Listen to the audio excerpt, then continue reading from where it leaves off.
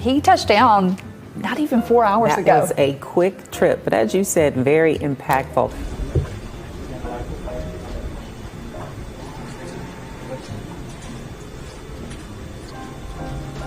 He has allocated to invest in police departments and training of police officers. It appears as though the president did have a slight trip there as he's boarding Air Force One.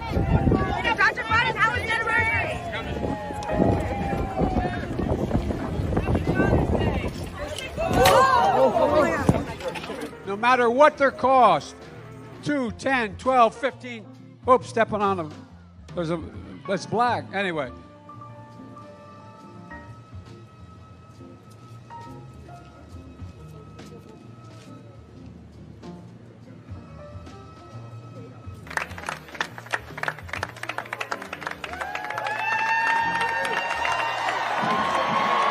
Look at how he steps and look how I step. Watch how I run up ramps and he stumbles down ramps, okay? Come on.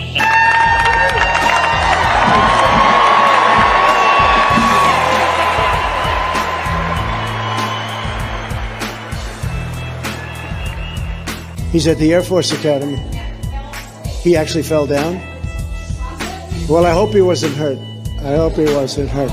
But it's the whole thing is, look, the whole thing is crazy. You got to be careful about that. You got to be careful about that because you don't want that. Even if you have to tiptoe down a ramp, you got to. Back again. Trump is back. Tell a friend. Guess who's back? Guess who's back? Guess who's back? Guess who's back? Guess who's back? Guess who's back? Guess who's back? The pride flag, this flag, does not represent me. When you're a conservative gay and you have conservative traditional values, it doesn't represent you. I am tired of this community trying to represent me and the millions of people that support people like me. And the people in this building are upset because they think that they're being marginalized. Do you see Chinese people in here upset that we're not flying the Chinese flag on Chinese New Year's? No. You see my community, the gay people that want to be marginalized, that make victims of ourselves. This flag that I'm standing on no longer represents me. This is not your fault. I'm not yelling at you. I'm upset because people like this are constantly representing my community. They make us look like fools. They make us look dumb. And I'm tired of it. This flag does not represent everyone. With liberty and justice for all. That flag, this flag, the American flag, 13 stripes and 50 stars represent us. Not this. Not this. And if the gay community would wake up, we wouldn't have this pushback. Stop indoctrinating children, and these types of things wouldn't happen. One more thing. Do you know where I can find a trash can? Shopping under lock and key may be the new reality as thieves get away with stealing goods over and over again from stores like CVS and Walgreens. The latter chain debuting a new anti-theft store this week where almost everything is locked up. This is amazing. Customers are only allowed to shop for themselves in 2 of the aisles. The rest of the store, locked up, kiosks. The chain says this new experience is all about technology. They're framing it as very exciting. Here's a quote to a local news affiliate. Walgreens is testing a new experience at this store with new concepts, technologies, and practices to enhance the experiences of our customers and team members. It will continue to offer retail products and pharmacy services just with a new look and feel that focuses on shopping digitally for convenience. Well, even though Walgreens didn't mention anything about the theft problems in that statement, the chain is one of many dealing with a big uptick in shoplifting. Even security guards who try to intervene and stop criminals like this one in New York City are getting arrested themselves. Welcome to another Monday. Yes. Another fun day. Another fun day. Another fun bunch of stuff happening in the world. That's right. Yeah, it's Pride Month, so We're proud, right? I'm very proud here. And See, I've got my pride colors behind me. you do. Look at you representing. I have my pride colors behind me. Yeah. Well, you have my pride colors behind you as well, but Yes, indeed. much like all the corporate assholes, I'm pretending that I'm celebrating Pride Month by flying colors. There was a lot in that last bunch of stuff I played, or we played, but the Walgreens story is amazing to me. I love this. I love it. It's about time. We do have Jim Renacci coming up here in just a little bit. You'll be joining the show. Looking forward to that. My hair is back. Gonna ask Jim about that debt deal that's going on. A lot of Republicans complaining about it. Also get Jim's, thoughts on Biden, who can't stay upright, and what the future of the country holds. So, let's see what he's doing. Seems like it's falling down, just like Biden. Yeah. That was the best, man. Biden complaining about Trump and how Trump was walking gingerly down a ramp. When it was raining, oh, by the way, the ramp was wet. Right. But then Biden falls everywhere that he goes. Yeah, the best is the bike, though. The best is he stopped on the bike and just tumbles over. It just falls over. I got one leg, and I think I could stand up better than he can. The guy needs a kickstand on his leg. He really needs like a kickstand on each leg just to hold him up. But the Walgreens story entertains me because Walgreens is now introducing, and they call it technology. And it's a store where you could walk in, and there's only 2 aisles to shop in. The rest you have to go to like a kiosk and kind of order stuff. Mm-hmm. And then the team members will go get your stuff and bring it to you. And they call it technology. Right. Now, again, the guy mentioned it. It didn't mention anything about the theft that's going on in every single one of these stores. Yeah. Oh, and that's 100% why we're having it. And this is, again, I'm for this technology personally. As far as I'm concerned, I say close all the aisles. Order everything the same way you can do with Walmart. Order it a day in advance and have them deliver it to you. Absolutely. I'm for it. Because you can't keep having people rob you blind. And the only problem I have with this whole thing with the Walgreens is that they're not telling the truth about it. Yeah. Just be honest. Just say we're doing it because we're getting robbed blind. Just stop lying. Stop lying. It's about technology or it's about cost cut. Stop it. It's about you're getting all of your bullshit robbed blind and people don't care. I mean, if you're on Twitter at all, you can just do any Twitter search for shoplifting and you can find 1,000 videos of people. Remember, did you ever shoplift ever? No, I told the story one time where I tried to steal porn magazines and I stuffed them down my pants when I was a kid and I got caught because the pages were hanging out my pants. But no. So you tried. I tried, though. I did try. Yeah. I used to shoplift. I ain't got to lie. I used to. Me and my friend Scott used to rob the local Kmart blind. But there was an art to it. There was a secrecy to it. There was a sneaking around doing it to it. Today, people just casually walk in, grab whatever they want, and walk out, knowing that nobody will stop them. Well, that's it. There's no consequences for your actions anymore. In some states, I think California, you're allowed to steal up to like $900 or $400, $500, $600, whatever dollars it is, without any consequences at all. Yeah. You could walk in, just take what you want, and then walk out. Which to me says, to me, you know what that says? Why would anybody pay for groceries anymore? Yeah, why not? Just go in and steal them. Just go in and grab $300 worth of groceries. If nobody's going to stop you, who cares? You have security guards who try to stop, and then they're the ones that are getting arrested. You have people that try to stop crimes. They're the ones that are getting arrested. You have people that are trying to do the right thing, and they're the ones that get in trouble. There's a problem in this country, and people on certain sides of the aisle don't seem to understand that there is a problem in this country, and that's the agenda that they're pushing. Yeah. The whole agenda is lack of consequence. That is the agenda, is just lack of consequence. And I got news for people. This Walgreens thing, I wish they would say that this is why they're doing it, but this is a consequence. This is a consequence of them not being able to protect their merchandise. This is what happens. It's the same reason you have kiosks in every McDonald's in the country now. Because, because they don't want to pay. They don't want to pay people $15 an hour for an $8 an hour job.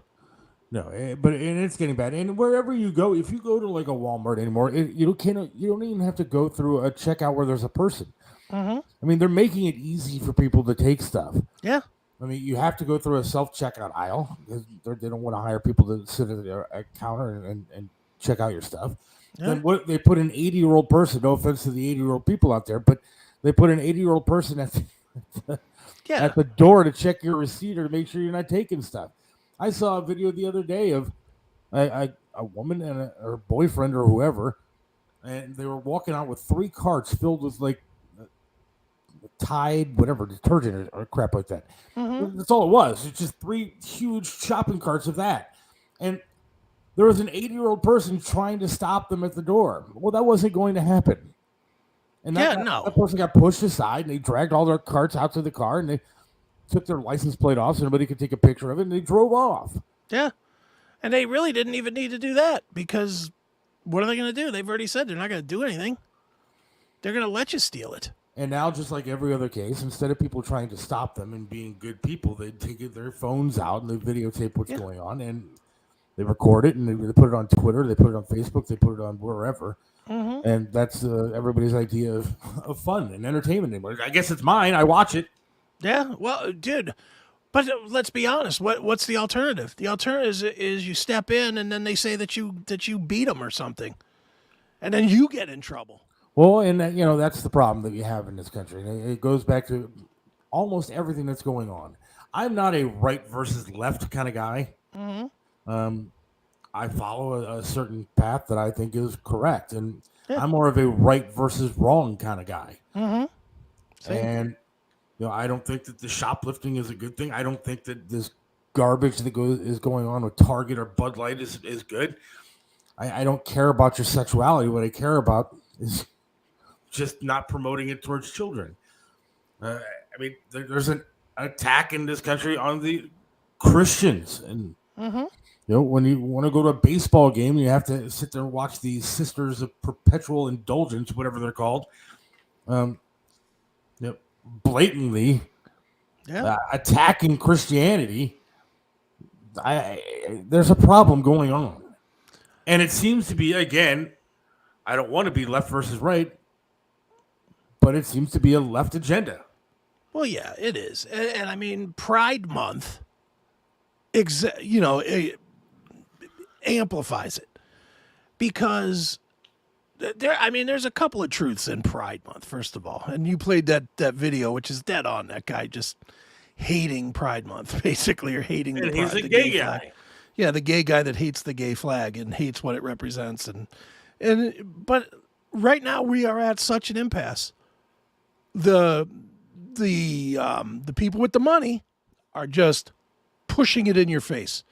We did a thing on the CMS on Saturday where I just blindly, without even looking, opened up my Peacock account just to prove how the agenda is. And the very first thing that it said is, let's amplify LGBT, XYZ, PDQ voices. That's the first thing it said. First thing that comes up on Peacock. So we clicked on it, and there was 100 different movies and shows and documentaries that were all geared toward it. They're just pushing it and pushing it and pushing it. Well, now you're finally getting pushback. People don't care if they're called a homophobe anymore. People don't care if they're called a racist anymore, a transphobe, or any of the phobes or the ists. When you're called a name now, the answer is pretty much F you. It's not, oh, I better be quiet because I don't want anybody to think I really am a racist or a homophobe. And go ahead. No, go ahead. Go ahead. Last night, I opened up, I went to my, to watch TV, and Cox Cable has like a home screen, and it said, of course, it's Pride Month, blah, blah, blah, blah, blah. And then it said, click on the Kid Zone. Yeah. Okay, well, this is not a kid's topic anymore. I'm sick and tired of people saying, oh, well, okay, here's one comment. I was talking to him this afternoon. yeah, let's not threaten Target workers with violence as they leave work. No, of course not. You shouldn't be threatening anybody. But one, I haven't seen the violence towards Target workers or anybody that. But you know what's happening? What is happening is the push of this stuff, this agenda towards children. They are grooming children to this woke agenda, whether it's stealing, whether it's the Pride Month, whatever it is. There is a push to groom children in a certain direction. Yeah. Well, here I'm gonna. And that's my job, is to groom my child the way that I want her groomed or him groomed. Well, it used to be direct your them the job. way that I want them to be directed. Not Cox Cable, not Target, not Bud Light. It's my job. Well, it used to be your job. Now it's everybody else's job, and you're failing for not giving them the right agenda. You brought this up, so I'm going to give you a 1-minute video. That video I said I was holding. Yes. You went right to the topic, which is perfect. So let me share the screen here. I'm going to share with you a children's book. Mom and Dad's Swinger Party. Oh, good. Mum and Dad's Swinger Party.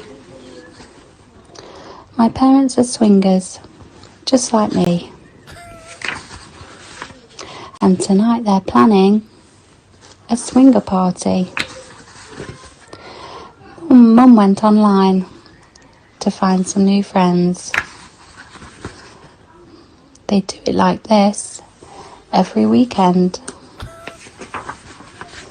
It starts with a contract and a bowl full of keys. Everyone looking for unicorns. Yes, please. They watch a few movies, give balloons to the boys. Balloons.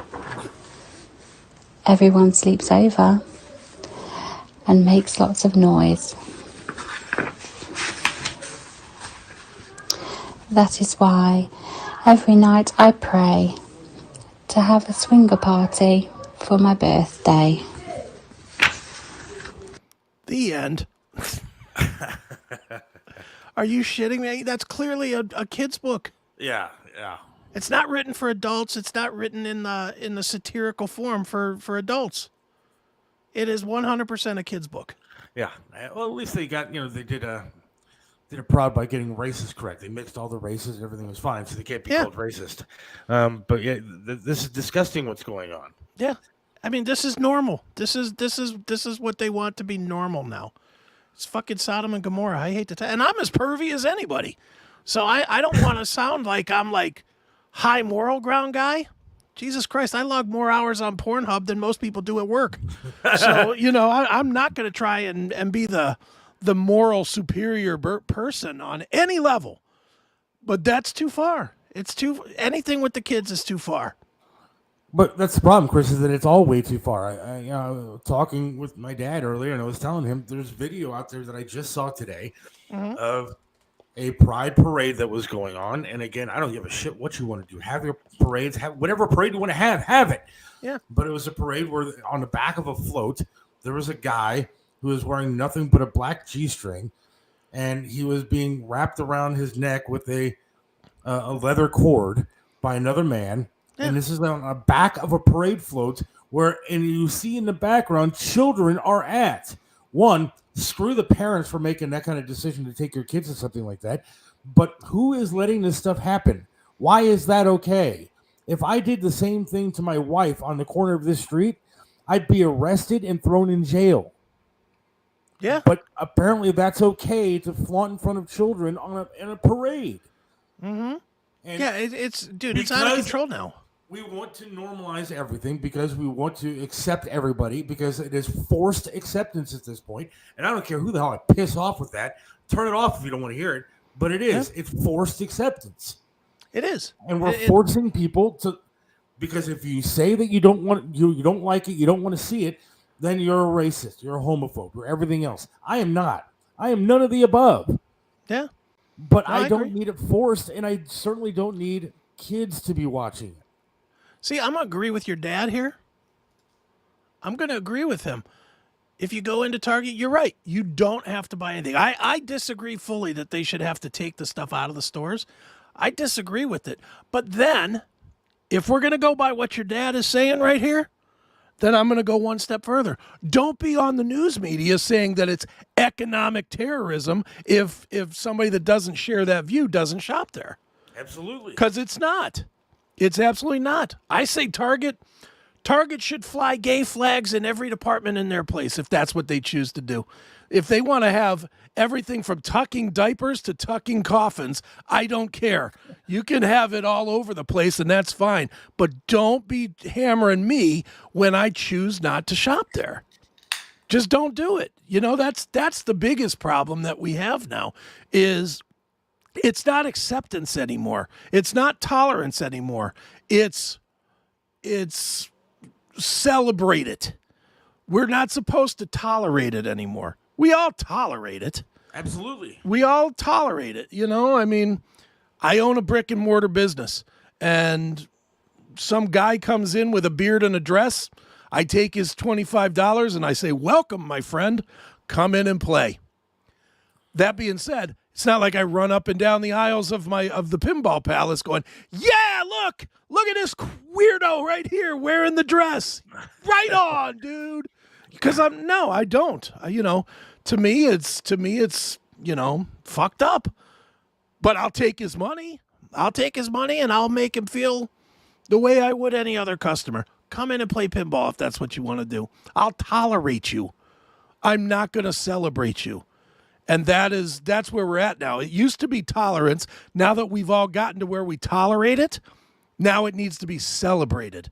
Now we need a month to promote it. Now we need every goddamn TV show to celebrate it and focus on it and make it the feature so that you can't get away from it. You know, am I wrong on any of this? No, and again, what I don't like is you have people like Nickelodeon and places where it's supposed to be geared towards children doing the same thing. Yeah. Yeah. It's again a parent's job to teach kids what's going on and what they're, and for a kid to figure out their sexuality as they grow up and grow older, it's not a network's job to force it. It's not a network's job to promote it, like you said, to celebrate anything. It's there to. I don't know. It's frustrating to me, and it's frustrating. You know, we brought up a story where there was apparently somebody that went into a Target, and they had scissors with them. Yeah, and they stood there and they cut up their card in front of them. Well, that person's one step away from stabbing those scissors into somebody's eyeballs. Yeah. No, they cut their card up in frustration because of what's going on. Mm-hmm. Target has been long doing this kind of garbage. When they took away the colors and stuff for toys for boys and girls and clothing for boys and girls and made it all one. We are not all one. Yeah. I hate to tell people, but there are a difference between men and women, boys and girls. Mm-hmm. Whether you want to believe it or not, it's called biology. Yeah. And again, you've got every right to not shop there. I agree. Again, I'm going to go back to agreeing with your dad. You don't have to shop at Target. You don't have to shop at Walmart. You don't have to shop anywhere. You know, I mean, that's that. And like for me personally, not because of this issue, but I've never shopped at a Target. I don't think I've ever even been in a Target. And you know what? I don't agree with what they're doing right now. So should I need a pair of socks or something? My decision's made a little bit easier because I know not to go to Target. You know, but that's my business. I don't need the attention of, hey, look at me, I'm not shopping at Target. Some people want that. The person with the scissors and whatever, you know, cutting up their cards, they want the attention. That's cool. But correct me if I'm wrong. Didn't Maxine Waters tell us to go and disturb the public? Absolutely. Isn't that what she said? Yes. If you want to protest, make noise. Make it uncomfortable for them. Make them feel scared. You know? Wait, here. I have it's a 2-minute long video, but let me just show you what the left says. But when the right says something and tries to push back, we're racist, we're homophobe, we're horrible people. Let's talk about the left for a little bit. Okay. So I want to say this plain and simple. There is no place for political violence in America. Period. None.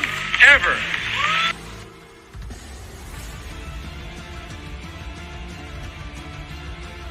I just don't even know why there aren't uprisings all over the country. Maybe there will be. People need to start taking to the streets. This is a dictator. You know, there needs to be unrest in the streets for as long as there's unrest in our lives. Enemies of the state. Show me where it says that protests are supposed to be polite. and peaceful. Do something about your dad's immigration practices, you feckless. When they go low, we kick. How do you resist the temptation to run up and wring her neck? The biggest terror threat in this country is white men, most of them radicalized up to the right. I thought he should have punched him in the face. I said, even if you lost, he insulted your wife. Yes. He came down the escalator and called Mexicans rapists and murderers. He said, well, what do you think I should have done? I said, I think you should have punched him in the face and then gotten out of the race. You would have been a hero. I'd like to punch him in the face. I said if we were in high school, I'd take him behind the gym and beat the hell out of him. Punch some people in the face! When was the last time an actor assassinated a president? They're still going to have to go out and put a bullet in Donald Trump, and that's a fact. Where is John Wilkes Booth when you need him? I have thought an awful lot about blowing up the White House. A Missouri state senator is under investigation by the Secret Service after saying she hopes President Trump is assassinated. I will go and take Trump out tonight. And if you see anybody from that cabinet in a restaurant, in a department store, at a gasoline station, you get out and you create a crowd. And you push back on them. And you tell them they're not welcome anymore, anywhere. And sadly, the domestic enemies to our voting system and our honoring our Constitution are right at 1600 Pennsylvania Avenue. They're not going to stop before Election Day in November, and they're not going to stop after Election Day. And that should be, everyone should take note of that on both levels, that this isn't, they're not going to let up, and they should not. If you think we're rallying now, you ain't seen.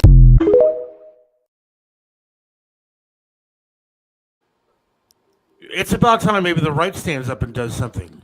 Well, The it left sounds has like been they promoting violence for a very long time. Yeah, I mean, it's not like this lady went down and burned down Target and every other building in the city that city this Target was in. You know, we somehow allowed that and said, well, it's just peaceful protesting when they burned down our cities. Right. And it gets really, really annoying because, again, it's okay for one side. It's not okay for the other. Mhm. And I don't see the riots going on. I see backlash when it comes economically to certain companies that decide that they want to go a certain direction. Mhm. And that's, for fuck's sake, that's our right. Yeah. It's our right as Americans to say enough is enough. They did. The left decided enough was enough, and they decided to say what they want to say. If I would say I want to blow up the White House, there'd be people here at my doorstep asking me, what do you mean? But Madonna was allowed to say it, and nothing happened to her. Yeah, nothing. Not a word. Well, hell, the representatives were saying it. Maxine Waters, go harass people. Anywhere you see them, harass them. What is that? Johnny Depp sat there and said, when was the last time? I mean, it's ridiculous what everybody's allowed to get away with, except if you're on the right. If you have a different opinion, all of a sudden, again, you're a racist, you're a homophobe, and you should be ashamed of what you think and ashamed of what you do. Mm-hmm. Yeah, I mean, dude, it's really... I've been down the rabbit hole this week of President Kennedy's assassination. I don't know how I got down this. I think I started by watching that movie Parkland with Billy Bob Thornton, and then from there, there's like a zillion documentaries on YouTube and whatnot about Kennedy. So I've just been watching them. And I watched one. It wasn't a documentary, but it's just all of the video of news reporting for President Kennedy the day he was killed. And just the level of respect that was given the office. And all of those people that were there were not Kennedy people. Most of them were not Kennedy people. They were absolutely, anti-Kennedy. And they still were like, and here comes the president and Mrs. Kennedy, and the president looks so dapper, and blah, blah, blah, blah. Everybody was so polite for somebody that they did not like. Yes. And when there was outrage, for the very most part, they brought him in. When somebody made even an off, and this is even in my lifetime, dude, I can remember, I hated Bill Clinton for a lot of reasons, but mainly because he was shutting down the bases while I was in the military, and I was watching a lot of my friends get retired early. Yeah. And it really, really pissed me off to no end seeing this going on. That being said, You couldn't just go out there and say, that Bill Clinton, I wish he'd catch a bullet. You couldn't say that. You could, if I would have said that, I would have been arrested on the spot. On the spot, they would have arrested me. Yeah. Now it's just like, whatever. It's a transient position, so who gives a shit? No one cares. And I think it's, in a way, correct me if I'm wrong on this, but I think it's a 20 however many year old problem. Started with GW2. Yes. George Bush was kind of a clown, and it became acceptable to just say, look at this goofball. It got acceptable to not refer to him as the president. Or maybe even further back. It might even go back to Clinton with Lewinsky. But he did kind of start it all when it came to that. So even if we go back to that, Clinton with Lewinsky, you started dealing with him as a guy that gets blowjobs instead of the leader of the free world. And then you went to George Jr., that was he was kind of a clown. Let's be honest. He said a lot of stupid things. Yeah. And then by then you get, who's after him? Obama? Is that right? Obama's after him? Yeah. That was an easy target. A, the racists all came out to hate on Obama, and B, he just said things that were so anti-American that it brought out all the patriots to hate him as well. And now, Trump is Trump. He didn't play the game, so he got hated. But my point is, as we've gone through this line of these last 4 or 5 presidents, they're all just bigger. There's no respect anymore for the office, and none earned. As much as I can't stand Biden, as much as I love seeing him fall down, tell me something he's done I should respect. Anything. Yeah, I don't know. I can't think of anything. I think about it all the time, because I try to listen to the other side, and I try to hear, about these different programs that he started or whatever, and it's all a bunch of garbage. Yeah. And so I don't know. There's nothing that I can. Yeah. If somebody has it in the chat, tell us something we should respect about him. Tell us a bill he passed, a law he passed, anything that this guy has done that is a respectable thing for the American people, for all of the American people, not just the half that he stands for, but for all American people. I've said this a zillion times. I'm not a Reagan guy. I think Reagan torpedoed the economy for the rest of our lives. That being said, he was respectable. He did do some fantastic things. You can't argue bring down the wall. You can't argue. No. I never would. I never would say anything like that. I never would say he was a terrible president. I say he screwed up the economy, and I'll stand by that. But he did great things as well. You can find great things that he did. Bill Clinton, who was a monumental piece of shit, last guy to balance the budget. He is the last guy to put a balanced budget on the table. Yeah, man. I remember those days when the gas was like 96 cents a gallon. Yeah. I was driving around. The money that I made wasn't much less than I ended up making in my time at the radio station, and I was living high, man. I enjoyed my time when Bill Clinton was president. Yeah, but at least you can point to something with that guy, who we all argue was a real piece of garbage, and say, yeah, well, he did something respectable. That is a respectable thing, to balance $1 trillion budget. That's a respectable thing. That's funny. Good point. Good point. He's ready to be lit on fire, apparently. My favorite video that I played, though, is the one of Biden talking about Trump walking up the ramp or down the ramp when it was a wet ramp and he was tiptoeing down. And then you see all these videos of him just falling all over the place. I'm still waiting for somebody to comment on what he's done, though. Nobody's going to, because there's nothing. Joe Biden stood up to corn pop. I don't know. He smelled a lot of hair. I don't know what he's done. Well, yeah. Really... He's a shampoo expert, apparently. He is a shampoo expert. Jim Renace is supposed to be joining us shortly. We'll see fine. If he actually, after this open, if he actually does.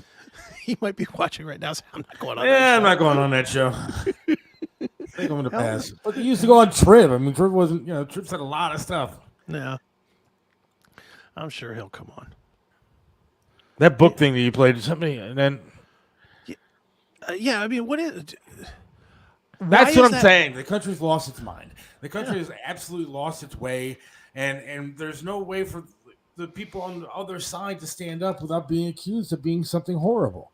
Why can't the Dodgers are letting the Sisters of Perpetual Indulgence go there and are going to go ahead and celebrate the fact that it's an attack on Christianity. And when their best pitcher will stand up and say, hey, man, maybe this isn't right, people are talking about it could be the end of his career. Yeah. Yeah. What happened to anything being universally condemned? We don't have anything anymore. Dude, we don't even condemn pedophiles with universal condemnation. That's probably the closest that we come is with pedophiles. But I mean, even murder. When you see somebody was murdered, there will be a collection of people who say, well, he was justified to do it because of 300 years of oppression or whatever.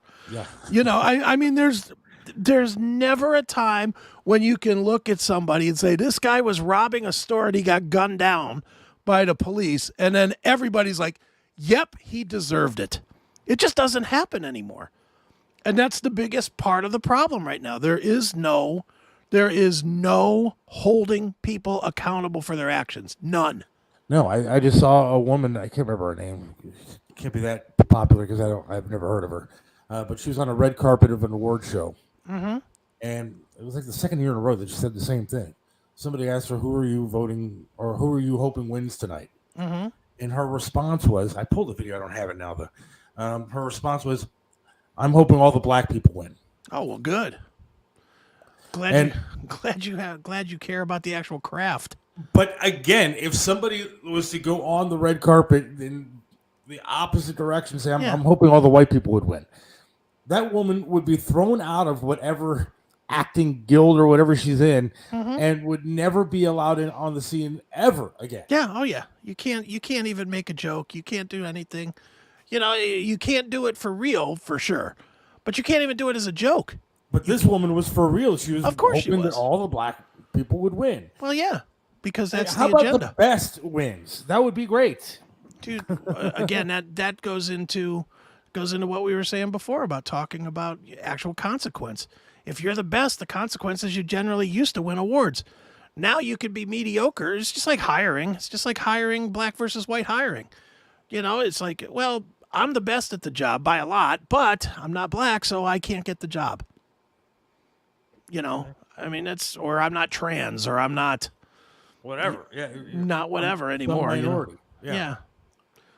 Yeah. I'm telling my daughter, do whatever you have to do to become part of the minority group, so that way you can get a college education on the house. Yeah. The quest for equality wants nothing to be equal. There's nothing equal about equality anymore. Nothing. Equality does not even count anymore. The word does not mean what it used to. To be fair, most presidents. Yeah, I agree. Now you're getting into my world, Gunner. I'm the guy that says every president in my lifetime should be in jail. Every single, except for Jimmy Carter. But he was a bad president. I was going to say he wasn't a very good president. He was a bad president, but every other one, in my lifetime, they start with Lyndon B. Johnson. So every single president from LBJ to today should be in jail. Every one of them. Including Trump, including Obama, Bush 2, Bush 1. All of them. Maybe not Ford. But he's only president for a minute. I was going to say, you're picking relatively forgettable presidents to say that they weren't that bad. Kennedy, everybody loved Kennedy, but Kennedy was a scumbag. Yeah. I mean, he used to send his wife away so he could cheat. Yeah, he loved his women, that's for sure. And let's face it, he gambled with everybody's lives with that whole, the whole Bay of Pigs and the whole, almost nuclear war. He gambled with everybody's life on the planet. Yeah. So, that's not exactly straight shooter either. See, that's one thing I like about Biden. I will say this: I enjoy a good ice cream cone, and good ice cream. So I am a fan of Biden liking ice cream. Oh, well, in that case, she must be a Nancy Pelosi fan too. Yeah, she's got a freezer full of it. Yeah, she got a whole freezer full of ice cream. I don't know. All right, let's take a quick break. Okay. And I'm going to text somebody to see what happened and see if we can get Jim Renacci on. If not, we'll move on to something else. All right. All right, hang on. There's no place like home, and whether it's furniture, artwork, home accessories, appliances, or that one-of-a-kind collectible, Yellow Brick Road Online Auctions allows you to find everything you need from the comfort of your own home. The owner of Yellow Brick Road Auctions has been conducting online estate auctions for over 8 years by providing homeowners with a stress-free process to liquidate all items that have accumulated over the years. I'm Melissa Mendici, owner of Yellow Brick Road Auctions. Log on today to find your heart's desire. Hey, it's Seth from Mario's Barbershop in Parma, 7526 Broadview Road in the Pleasant Valley Shopping Center right next to Big Lots. You got to check out Mario, man. Great guy, does a lot for charities, but can perform miracles with hair. He even made me look clean cut. Does my hair, does a great job. Love talking to the guy while I'm sitting there. It's a great place to go, local business. You gotta go to Mario's Barbershop in Parma. Mario's Barbershop in Parma, 7526 Broadview Road. Again, in Parma, Pleasant Valley Shopping Center, right next to Big Lots. Or give them a call, 216-520-1977. That's 216-520-1977. Mario's Barbershop in Parma. Trust Joe's Lakewood Computer at 14035 Madison in Lakewood. They have over 30 years of professional service handling laptop and desktop repair services, virus removal, and data migration, and much more.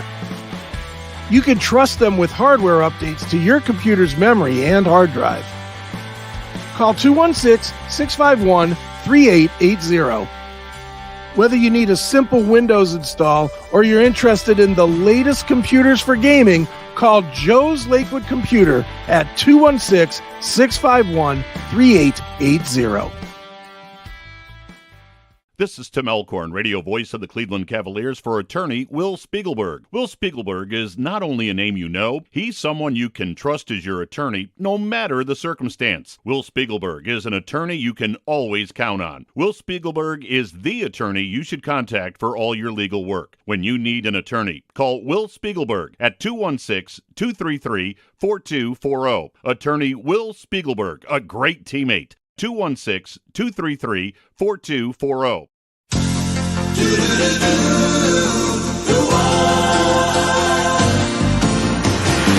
It doesn't matter what comes, fresh goes better in life. With Mentos fresh and full of life, nothing gets to you. Staying fresh, staying cool. With Mentos fresh and full of life, fresh goes better with Mentos fresh. Fresh goes better with Mentos fresh and full of life. Mentos, the fresh maker.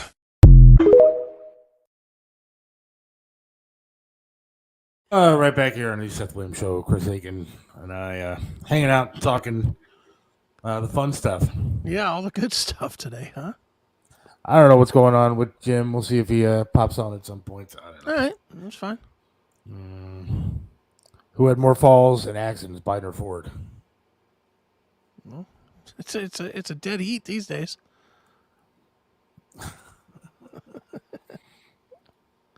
I'm not voting on morals, voting on your agenda. And that's what I try to tell people all the time.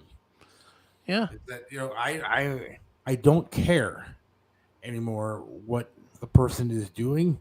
Now, I prefer not to have a murderer there. My hope is not to have a Jeffrey Dahmer in office. So you're not voting for Hillary? I am not voting for Hillary just because of that. Because I think she honestly killed more people than Jeffrey Dahmer. Yeah.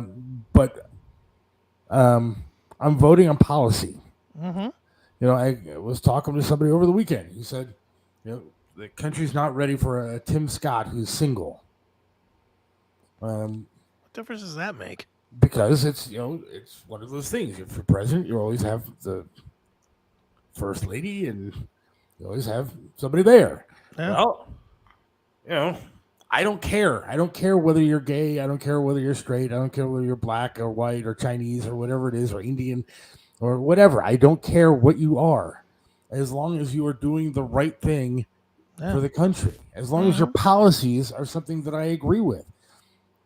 I don't care whether Donald Trump slept with Stormy Daniels 5,000 times. Good for him. One, she was probably hot back in the day. And two, as long as the policies for the country are okay and he's not putting it out there. Yeah. I mean, what difference does that make as long as the economy's good? As long as the economy's good and we're safe, who cares what they do? I don't care. It's the same kind of, different world, obviously, but I'm that way with football, too. I love hearing these guys say, well, I don't want the Browns to sign blah, blah, blah, because he did this. Man, I could care less. I really could care less. Deshaun Watson, I don't care how many rub and tugs he visited. No. I don't care. If he did it criminally, I don't care about that either. Has nothing to do with me. Throw a football. That's all I care about. He gets 3 hours of my week. What he does in the rest of his time, I really don't care, as long as it doesn't affect those 3 hours a week that I watch his stupid game. It's enough. Careful, Seth. Arkansas can happen up north, too. There he is. All right, right now on the Charlie's Auto Repair hotline, Charlie's Auto Repair in Lakewood, thank you very much. We have Mr. Jim Renacci. Jim, how you doing, sir? I'm doing good. Great to be with you. Yeah, thank you for coming on. I really appreciate it, man. It's been a long time. Obviously, you used to come on the Trib all the time, so I really appreciate you joining us tonight. So thank you. What are you up to? Well, look, I've been traveling the state, talking about a lot of issues. We have a budget that's the highest budget in the state history. But the other thing I've been talking about that's interesting as well is that, in these primaries, especially now that we do lean Republican, I learned a lot, especially after the 2022 primary, that Democrats do cross over and vote and make decisions for Republicans. And even though I didn't think it was that big of a deal, I learned after the 2022 primary that almost 230,000 Democrats crossed over and made decisions for Republicans. So I actually took some time, looked at the law. And Seth, what's interesting is the law basically says that you're a Republican if you're a Republican for the current year and the previous 2 years. You're a Democrat if you're a Democrat for the current year and the previous 2 years. And that the precinct election official should be making those decisions as to whether you can take a Republican ballot or a Democrat ballot. Now, that's the current law. The problem is John Husted in 2011 said that he's not going to let precinct officials make that decision. So since 2011, we've actually been allowing Republicans and Democrats to cross over, independents that come over, do whatever they want. And it's really changed our elections over the last 10 or 12 years. I can imagine. So what's the plan for you going forward? Well, look, I've been talking to a lot of state reps, and I've been talking to many of our state senators. I've been telling about the law. They agree we should not have crossovers. Crossovers can cause a lot of problems, even on local elections, mayor's races, city council races. I could give you judge races all across the state where crossover voting has actually allowed, in many cases, for liberal leaning Republicans to get elected over strong conservative Republicans because Democrats cross over. So as I travel the state, as I talk to people, most people aren't aware of this. They're not even aware of the numbers. They're not aware that 230,000. If you go back in the May primary, you'll see that 230,000 would have changed a lot of numbers. Yeah. The Senate candidate may have changed. I guarantee you the governor's candidate would have changed. 230,000 Democrats made a lot of decisions for Republicans. But again, I think what I'm hoping your listeners do is they pay attention to local races and see what's going on. So I'm asking our legislators to do what other states do. For instance, Pennsylvania, if you want to become a Republican and you're currently a Democrat, you have to notify the state 30 days in advance of the election. In Kentucky, if you want to become a Republican or a Democrat, and you're not that affiliation or an independent, in Kentucky, you have to notify the state as of December 31st for the next primary. Now, Seth, what's interesting is I came to Ohio 30 plus years ago. Yeah. And when I got here, I was a Democrat. I was a Western Pennsylvania Democrat. Right. And when I tried to register as a Republican, I was not allowed to register. I was not allowed to vote Republican until I registered and signed a affidavit that I wanted to be part of the Republican Party. It is the law. But I'm going to continue to get out there, talk to legislators, and make sure we either enforce the law or we change the law and make it more specific. I don't think poll workers should be making this decision. I think you should register in advance. And one other thing, what's really interesting is John Husted said the reason why we should do this back in 2011 is we'll be able to grow the Republican Party. The problem is we've lost almost 1 million registered Republicans since 2011. So we have not grown the party. What we've allowed is people to jump all over the place. Do you think, Jim, that part of the reason that people are leaving the party is because the party lines have become so blurred, like the issues themselves? You know, we can't depend on Republican leadership to always hold Republican values or traditional Republican values. A lot of times the votes don't go that way, especially if you watch any congressional stuff or Senate and whatnot. Do you think that is the reason that people are leaving the party, or do you think that it's just media spin is getting people to not want to admit that they're Republicans, or what? Well, it's both sides. So what's interesting in our country, and even in the state of Ohio, even though Ohio, people say we're a Republican state, we actually only have 21 or 22% registered Republicans. We have 22 or 23% approximately registered Democrats. We have 59% independents. People have left the party because they're tired of the party. Many of the reasons you said, whether it's the Democrat Party, they're tired of the far left. Whether it's a Republican Party, they're tired of some of the principles that we're not standing up for. They've gone to become independents. But here's what's dangerous. Republicans know Republican candidates. Democrats know Democrat candidates. Independents walk into a voting booth in many cases and have no idea who the candidates are. So what will happen is, and by the way, there's a Pew poll out there that says 63% of the people walking in the voting booth have no idea who they're going to vote for, what their backgrounds are, what the individual stands for. And that's because if you're a Republican, you get to know the Republican candidates. If you're a Democrat, you get to know the Democrat candidates. In many cases, if you're independent, you don't. But yet we allow independents to pick a ballot when they come into the voting booth too. So it's not the media. It's just, I think in the end, people have gotten tired of the party system. The problem is our state is based on a two-party system. Well, I'm going to jump in, though, and I think that the main problem that we have with voting anymore is stupidity. I don't think people are smart enough to vote anymore. I don't think people follow the issues enough to vote anymore, and I don't think people follow the candidates enough to vote anymore. And again, it gets back to that Pew report. Most of them walk in for one reason and one reason only. They don't walk in to vote for a candidate. They heard on the news that this is that this candidate is pro-life and not pro-abortion, or they heard on the news that Democrats support abortion, Republican, whatever. I mean, they go in with that position, and some of them vote straight ticket just because of that. They don't know the candidates. They don't know the individuals. They don't know their background. They don't know experience.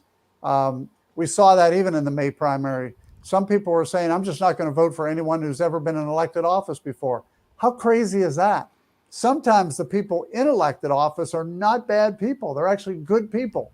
But they walk in and say, I'm going to vote for anybody who's never been in elected office before. That's also dangerous as well. I mean, the way that DeWine handled the restrictions and the COVID stuff, and people were talking about getting rid of him while he was still in office. I'm shocked with the way that things turn out with that. I really am. Well, again, it's amazing. In 2022, that primary, 231,000 Democrats crossed over. What I was learning about a month before that election was Democrats were being told via Facebook, via social media, via emails, via text messages to get in and stop the radical right Jim Renacci from winning the governor's race. and vote for Mike DeWine. I never thought it was going to be that big of a number, to be honest with you, and I just wrote it off. But I learned very quickly afterwards that you can't write off the crossovers in Ohio. Apparently not. Jim, is there anything that we could do? And I'll tell you, just as a voter, the one thing that makes me absolutely hate the voting process is it's a two-part thing. One, the amount of just hate ads that are out there that are just, you can't vote for Jim Renacci because he kills dogs in private. The crazy ads that are out there. And two, the length of time that we have those ads. We're getting to 2 years out now and we're starting to see ads for things. It's too long, at least in my opinion, to where by the time it actually comes to election time, we've been beaten down to thinking that anybody running is a criminal.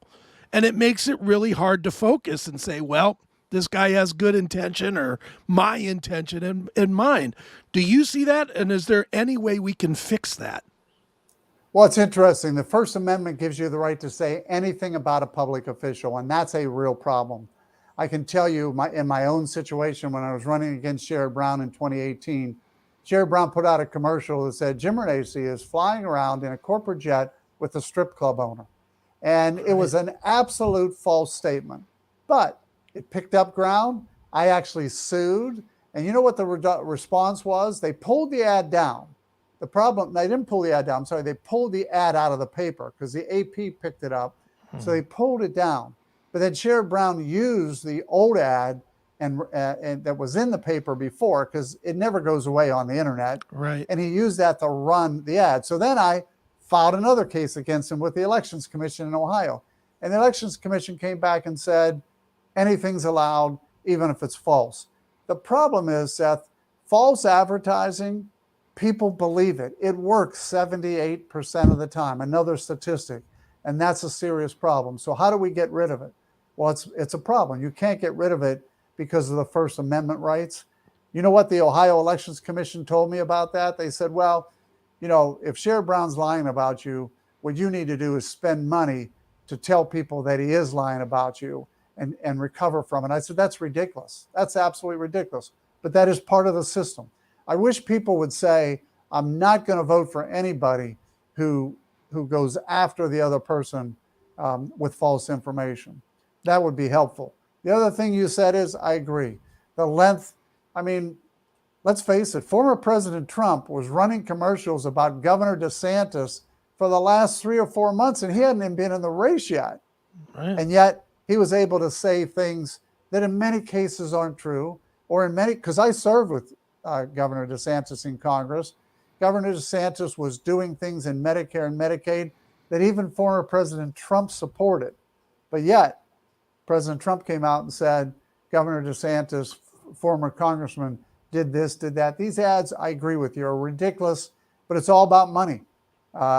If you can sting a guy early, he or she can never win. And I think that's the key. One of the things I wanted to have you on about is to get your opinion on what's going to happen. What do you think is going to happen when it comes to this presidency now that Trump is back? He already lost to Biden supposedly one time. Do you think he can? Do you think he's going to be the candidate? Do you think he's going to win? Well, here's what's interesting. Former President Trump has a solid 35% base, might even be 40%. Those people will vote for him no matter what. They don't care if he's convicted. They don't care if he kills somebody. They don't care. They're going to support him. They believe the media is persecuting him.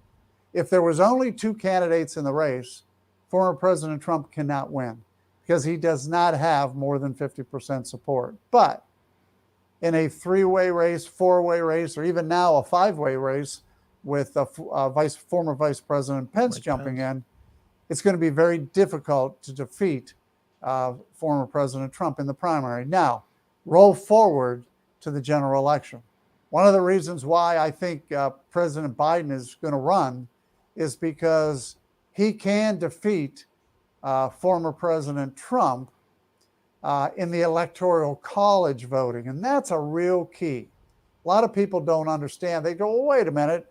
I see polling that says Trump's beating Biden 54-46. None of that matters. What really matters is how each state calculates their votes. And today, if nothing changes, former President Trump needs to win 3 out of 5 states. He needs to win Georgia, Arizona, Wisconsin, Michigan, and Pennsylvania to win. Those are the 5 he lost in 2020. Yeah. And there is no way he's going to win Pennsylvania.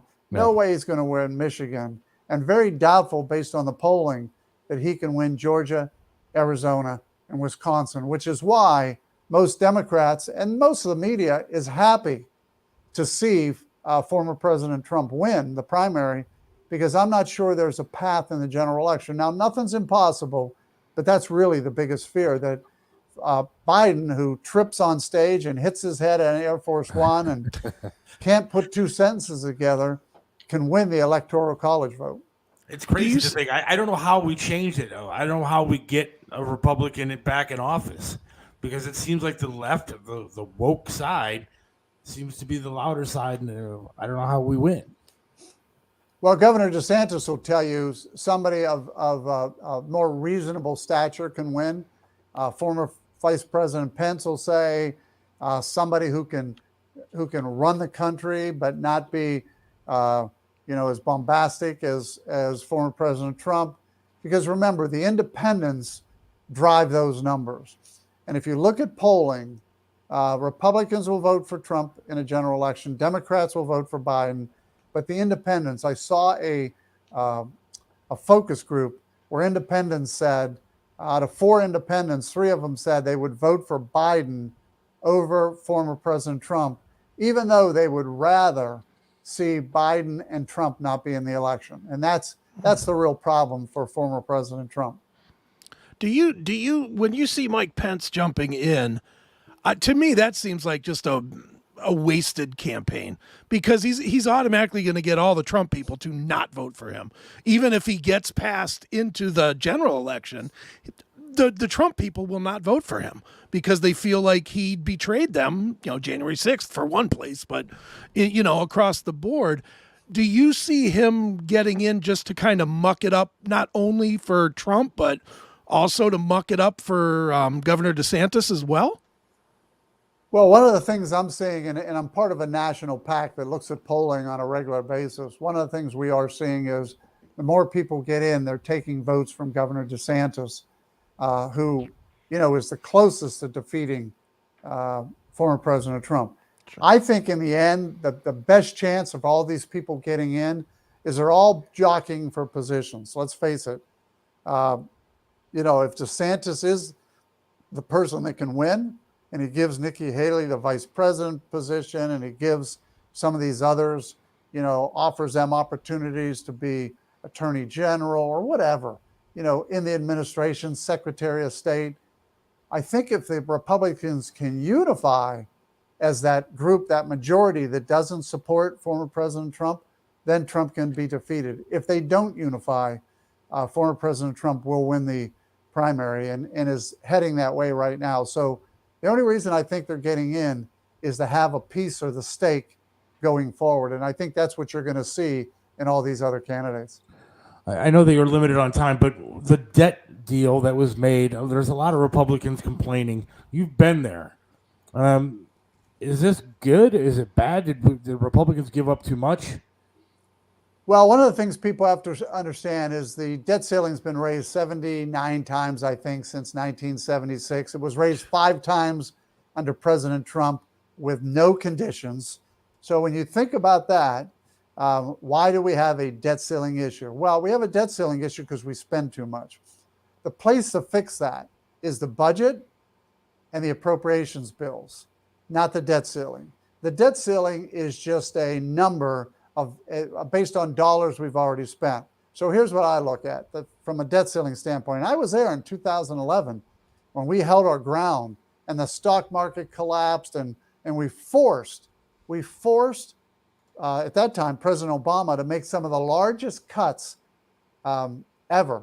I know they said, well, we passed a bill that has got the largest cuts. That's not true. 2011, we had very large cuts. But Seth, here's the thing you have to understand, and your listeners have to understand, is that Congresses change every 2 years. So guess what happened after 2011 when 2013 came around? Defense hawks said, we don't want to hold the spending down anymore, and they just eliminated all of these artificial caps. So guess what they did again? They passed a bill with artificial caps going over the next 10 years. It's an absolute worthless bill because in 2 years, the House and Senate can change and just eliminate those. So it has no ability to fix things. The real problem, and I tell Republicans this, and I know they hate when I say it, the Treasury brought in last year 4.1 or 4.2 trillion dollars. And yet Medicare, Medicaid, Social Security was $4.4 trillion. So right there is the biggest part of our deficit. And that number continues to grow rapidly. While all the other numbers grow 2-3%, that number is growing 13, 14, 16, 18% a year because more people are retiring and there's less people in the workforce to take care of those that are retiring. So until the Republicans, Democrats really take a good look at what causes our deficits, which is Medicare, Medicaid, Social Security, and now interest, we're never going to fix any of these problems by playing around with the debt ceiling. So how does this work, though? Does somebody come to you with like a 200-page bill and say, here you go, read it. Is this okay with you before you vote on it? I mean, how do they come to you and say, yeah, this is what you're voting on? Well, that's the problem. It's 2 days before, it's 1,400 pages. You don't know what's in there. And many people say, well, we got to pass a budget. Perfect example, in the state of Ohio, they're passing a budget, which would be the largest budget increase ever in the state of Ohio, $93 to $100 billion, because they haven't passed it yet. But inside that big old bill, they're saying that precinct people can be selected by county chairs to represent, even if they don't live in the precinct. And the reason I throw that out to you, why is that in a budget bill? Yeah. Right. And that's what happens in a debt ceiling bill. There are all kinds of things in there that get thrown in that have nothing to do with the debt ceiling, yet they get added because that's how you get people to vote for the debt ceiling bill. Well, I got this done, or I got that done, or I got this inside the debt ceiling bill, just like the budget bill in Ohio. Politicians don't get it. They throw these big bills together, and it's very difficult. When I was in Congress, if I couldn't read the bill, I voted no. And there were many bills I voted no. People said, you're not voting for military increases in pay. And I go, no. I'm not voting for a bill that I haven't read. I don't know what else is in there. Right. How is there no oversight for this so that you don't get these pork things jammed into these bills? Should there not be some agency or something that's whole purpose is to keep the bills on target for what they're supposed to be for? Well, what happens is everybody gets to Congress. They want to get their pieces of legislation passed. I'm going to give you a great example. I had a really good bill.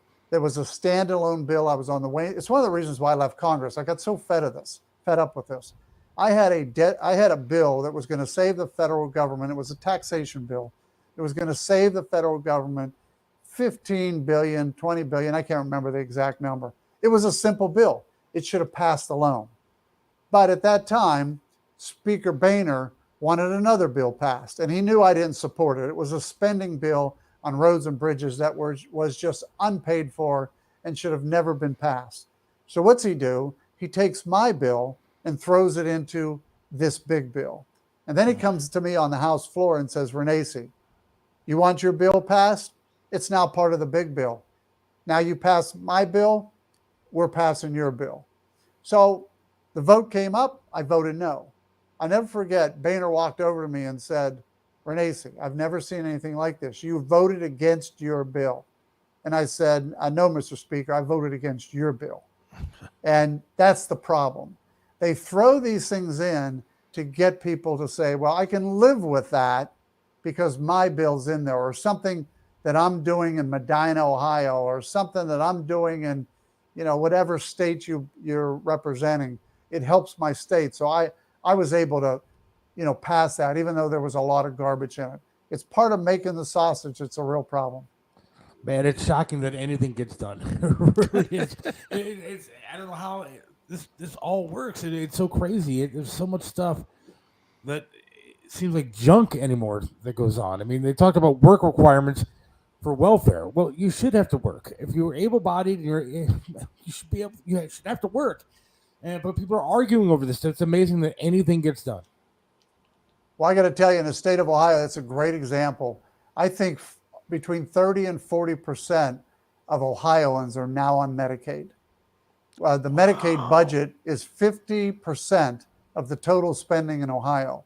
So we do need to have work. I mean, why are people getting Medicaid? Why are so many people in Ohio getting Medicaid? Well, it's driving up our expenses. You know why? Because they can.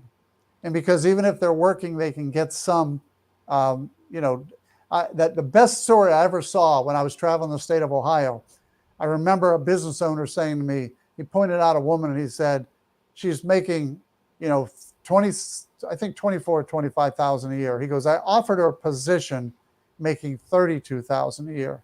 He said, you think she would have taken it? Here's the problem. He says she gets 7,000 in Medicaid reimbursement. So she said, well, I'll lose that 7,000. So think about it. 23 plus 7 is 30.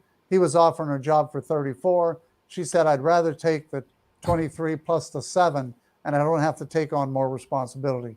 Wow. Medicaid dollars that are being given away in the state of Ohio are causing those kind of issues. The problem, though, is that there are people out there like me who lost a leg, can't find a job right now, and I can't get the benefits that I need from the state because there's people out there taking advantage of the system, using the system, and the people that need it can't get it. And that's what sucks. Well, it's very true. Billions of dollars in unemployment has been lost in the Ohio unemployment system. Billions of dollars. I heard a number the other day, which I haven't confirmed, but $10 billion in the Medicaid program. It's just amazing. It's just, and that's state dollars. Remember, the federal government matches almost 90% of what we spend in Medicaid, but we lost $10 billion in state dollars. That's just unheard of when it comes to a budget that's only, 80 or 90 billion, and 10 billion is fraudulent. These are serious problems that we have that nobody cares about. Nobody seems to be paying attention. And we keep electing the same people every 2 years, every 4 years. It's a real problem. Well, Jim, I appreciate your time. Well, I appreciate you having me on. And look, anything I can do in the future, love to be back and tell you where we're going and what we're doing. And maybe your listeners can help me at the same time. Excellent. Well, Jim, where should we tell people to go to keep up with you and everything that you're doing? JimRenacci.com. They can find me on my website. I'm on Facebook also, Jim Renacci. Twitter. We're talking about some of the things we're doing. And I welcome the opportunity as I travel the state for people to join in, come see us, come hear what we're talking about, and hopefully help me, help us change this great state. Absolutely. Well, Jim, thanks so much for joining us here on the Seth Williams Show. Thank you. All right, Jim, take care. All right, that was Jim Renacci. Check it in with the Seth Williams Show. And let's see. Looks like here comes Seth. Oh, there he is. Right there. Like the whole house blows up again. 2 weeks. Well, I quickly shuffled into host mode. Well, whatever. I appreciate Jim joining us. That was fun. Yeah, that was great. I was wrapping it up anyway, so that was fantastic. It was really I very much enjoyed that and hearing some real answers. I like that. No, it was good. I mean, and like I said, I was wrapping everything up, so I appreciate you letting him go. So no, it's all good. Man, I swear to God, internet. Well, that's another thing we need to do something about in this country. Internet? Fix the infrastructure, including the internet. No kidding. But it is true. Like I was telling him, it's true. How, like, I'm shocked that anything gets done in this country. Well, dude, the amount of junk that goes into this stuff. And like I was saying, his answer was exactly the problem I was asking about the Boehner jacking his bill into his bill. Where's the oversight? Where is a committee that says you can't do that? Should there not be some kind of legislation that says you can't do that? You can't jam anything. If it's a budget bill, then this is what it can only meet these ramifications. If it's an energy bill, it can only meet these ramifications. Why is there not any kind of oversight to stop this? No, there's not. But it's been like that forever. But I don't know how you change it. Yeah, I don't know how you change it because you can't change it because all these politicians are doing it for the same reason. They're doing it because it does help their state somehow if they get this stuff jammed into a bigger bill. So the oversight, there's not going to be anybody that's going to want to change it because they're all benefiting from it. Right. Yeah, it's just... That's why Donald Trump was a shock to the system. That's why Republicans and Democrats both hated him. Yeah. Because he was doing things that wasn't on their agenda. That didn't sound like Mr. Renace's a big fan either, did it? No, it didn't, to be honest. But, I think Trump, asked him to run at some point. And it wasn't a good situation for him. He didn't have enough time to run. He was kind of thrown into a situation he should have been thrown into. Right. And I think it might have hurt his career. Because he was kind of forced into it. Right. But he's a good guy. Jim Renace is a Seems very like good guy. it, yeah. And I think that he actually is one of the few, because, again, he's more of a businessman. Mm-hmm. And he cared about the state, and he does care about the state of Ohio. Yeah, it's just shocking hearing him talking about how a couple things shocked me out of that conversation. One, the whole thing about that you can't register based on your belief system, that you have to have a track record in order to be. That sucks. So if I decided today, I'm definitely an independent, but let's, for the sake of argument, I'd say as a Republican, and I decided that everything Joe Biden is doing is exactly what I want, I should be able to run or to vote on that ticket in the upcoming election. And from what he said, I wouldn't be able to. And that's not right. That's totally not right. Well, there's a lot of things that aren't right, and so I don't know how this next election is going to shape out. I don't. Yeah, it's probably already been voted. I was going to say the decision's already been made. Yeah, but there's a lot of things. You brought up Pence joining in. There's all these candidates joining in. They're not. I don't even know why they're doing it. Yeah. They're not going. They don't have a shot in hell of beating Trump or DeSantis. So what's the point in doing it? And that's why I brought Pence up. Pence has no chance. Pence comes in with a 40% deficit. Just the hardcore Trump people that will never vote for him. Chris Christie has no shot. No. Of getting it. The guy didn't poll anything to begin with when he ran the last time. Yeah, and now he's going to win. Come on. No, I just think Pence. You know damn well everybody that even if Trump does, if Pence was to get the nomination somehow, I think that a lot of hardcore Trump people, most hardcore Trump people, would vote for Biden. Yeah. If it was Biden or Pence, I think they would vote for Biden. Against Pence, absolutely. I think most of them would. And boy, is that scary. Who would you vote for? If it was Pence? Pence or Biden? And you're not allowed to say I'd sit it out. I have to vote. I can't vote for this fool. I can't. It's a tough one, though. It's not. It is tough. It's not an automatic. It's not an automatic because I don't know why he picked Pence to begin with, other than he was probably the best shot at winning, I guess, by adding a real conservative to the. Yeah. Chris, all you have to do is request an absentee ballot for DRR, and it's sent to you. I'm a Republican who claims to be a Democrat. Yeah, I agree with Jim, but after seeing the way that they got abused last time, I don't know that I want to be part of that mess. I don't know that my vote would actually count by an absentee. Good interview. Not a big fan. Attached himself to the Trump train and now changed after GOP establishment didn't support him with cash.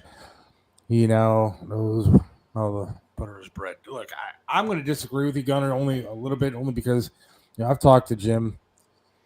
Well, I shouldn't say that. I've been behind the scenes when Jim was talked to.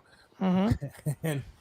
and I truly believe that he was forced into a situation there that was unwinnable. Sure.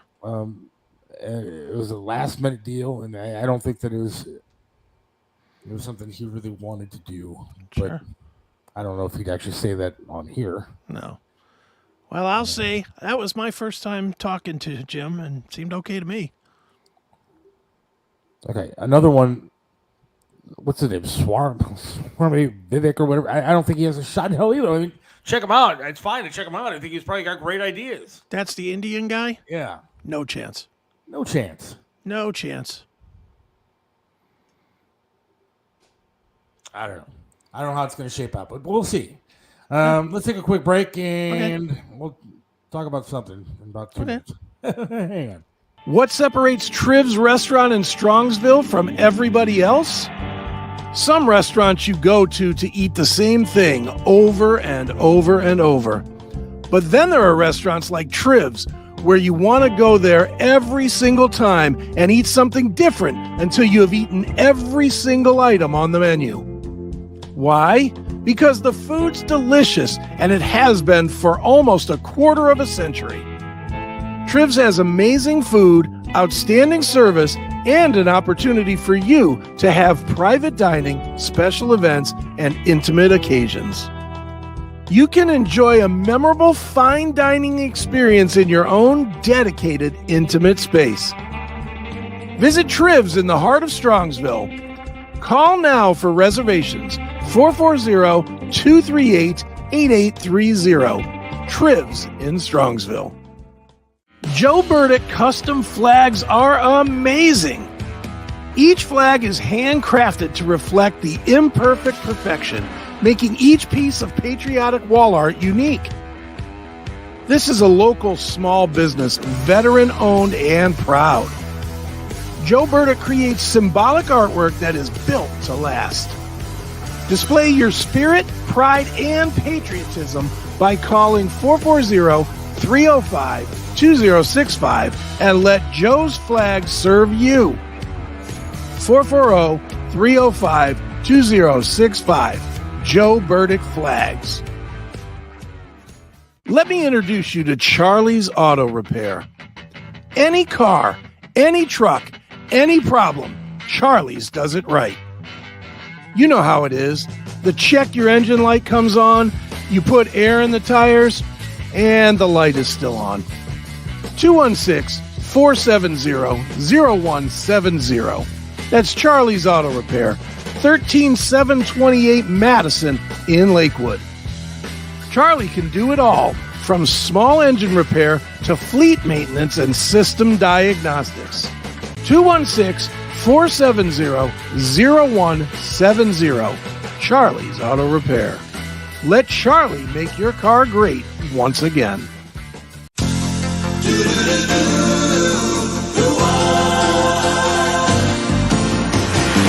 It doesn't matter what comes, fresh goes better in life. With Mentos fresh and full of life, nothing gets to you.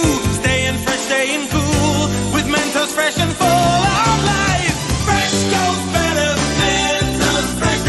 Fresh goes better with Mentos fresh and full of life. Mentos, the fresh maker. Hey, right back here on the Seth Williams Show, Chris Aiken. How you doing? It just makes me laugh. It does. Makes me smile. I know he has no chance, but I like talking about the Indian guy. Great idea, smart man, but no chance. No. I think it's better than Bobby Bacala. That's funny. If he is a smart man, great ideas, then why no chance? Because he has no name recognition. There's nothing about him. You're never going to get somebody in like that. I mean, I was shocked that Trump got in, but Trump at least had a name and had some sort of something about him that made you vote. Great ideas. I mean, this guy does have great ideas, but he doesn't get the exposure that anybody else is getting, and it's just not going to happen. And let's face it. Let's call it real. Let's be real. There's a lot of people ain't voting for an Indian guy. Yes. There just is. You know, and I don't know anything about Vivek what's his name? Ramaswamy? Ramaswamy. I think that's his name, right? Ramaswamy. Yeah, I don't know how to say it. But Vivek Ramaswamy. I mean, he may have great ideas, but there's way too much of middle America is not voting for an Indian guy. There's way too many people that have been pissed off. Let's, again, calling it real. There's way too many people that have called Amazon and gotten the, hello, my name is Bill. and they're not voting for that guy. They'll think that that's the guy. Yeah, if you remember correctly, I don't know if anybody was listening back then, but a few months ago I had a run-in with a guy like that. Sure. With the same accent, who said he was going to do horrible things to my rear end with a hot ember after I asked him to not call me. He wasn't a very friendly customer service agent, if you will. Sure. Well, most of them aren't because they're not. They're just looking to steal from you. Well, it was an investment firm in Columbus, Ohio. Look at Trump. He is an outsider. They will destroy him. Yeah. Yeah, and Trump had A, name recognition, and B, billions with a B. I don't believe Ramaswamy has billions, does he? He's a millionaire, but he's not a billionaire. I don't know what he has. I don't think he's a billionaire. I've heard that he's a multi-millionaire, which is a lot of money. It's more money than I have, but let's face it. I was thinking about this conversation I had with my wife the other day. Yeah. We were talking about this guy, and then it turned on to Indian people. Mm-hmm. And she made one of the most ridiculous. I'm not even going to repeat what she said, but I was thinking about it, so I stumbled there for a second. Well, she asked if other ethnic groups, not just India, but other ethnic groups, participate in certain acts sexually. Okay. I said, I think people are people. Like we all do all the same stuff. I don't think, Mm-hmm. But anyways, speaking of sex acts, not to segue this way. Good. There's an interesting story out of Portage County. Yes. A horrible story. It is very gruesome. A man is being accused of 110, I believe? 110 sex acts. Felony sex acts? Felony sex acts with kids.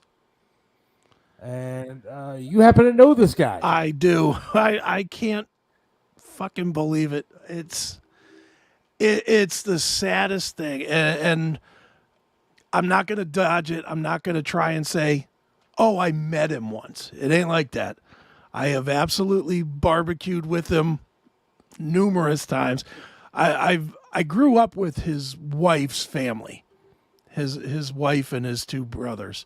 I grew up with their family, like from the time I was in diapers, like all the way through high school. And when I came back from the military, we worked together and everything else. I mean, lots of family history. I got a call from my friend Scott the other day, who he goes, did you hear about Dave James? And I was like, no, what? And the weird thing, the guy, his name's Dave James. You can look him up, David James. He had been through a couple years ago. He had been through cancer, like he had throat cancer. And, I chipped in to help, like the GoFundMe and stuff for dude's cancer and whatnot. So I thought that's what it was. And then when my friend Scott goes, do you hear about Dave James? I was like, no, what? Did his cancer come back? And he goes, no. He goes, he's in jail. And I was like, what's he in jail for? And I'm thinking, beat his wife or something. I don't know. Yeah. And he's like, just look him up, man. Just look it up. And I looked it up and I was like, this can't be real. I was like, this can't, because it's real. The first place I found it was on Yahoo. It wasn't even on local news. It was on like national news. And I was like, oh my God, this cannot be happening to somebody that I know and know fairly well. But yeah, 110 counts of pedophile sex, I guess, including child pornography. Yeah. Does he have children himself? Yes, 3, I think. Jesus, man. I don't know this to be true, but I thought I read that at least one of the charges was with one of his own kids. Wow. Yeah, I mean, just beyond brutal. It's like, it's It's horrific. It's horrific knowing that I know the guy. It's horrific. It's horrific knowing that I've broken bread and drank beer and partied with him. And, I mean, it's horrible, man. See, the thing, though, is that it's the same as every other story that you hear. He's a quiet guy. You never would have thought he would do something like this. Yeah. You know what, dude? And that's, again, I don't want to sound like the cliche douche on a documentary that says that kind of thing.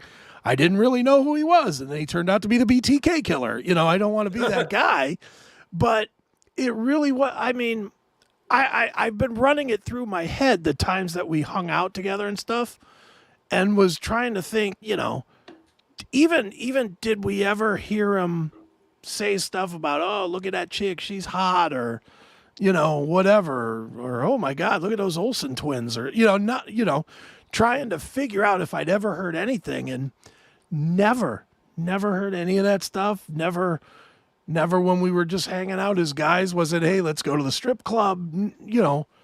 Nothing like that. No semblance of it. Knowing him and his wife, they weren't like, you have some friends that you are just a little too touchy-feely or a little too overtly sexual or whatever around their friends. Not these two. It was always, we got the PTA meeting, and then we're going to have a lasagna cook or, whatever. It was never like that. And it was like, when I saw this and I was like, oh my God, 110 counts. I was like, oh, that's a lot of counts, man. That's end of life. Yeah, I used to know a guy. I shouldn't say used to. I mean, I still know him, I guess. Sure. But who was, I guess, charged with child pornography and stuff like that. Mm-hmm. And I used to work with him.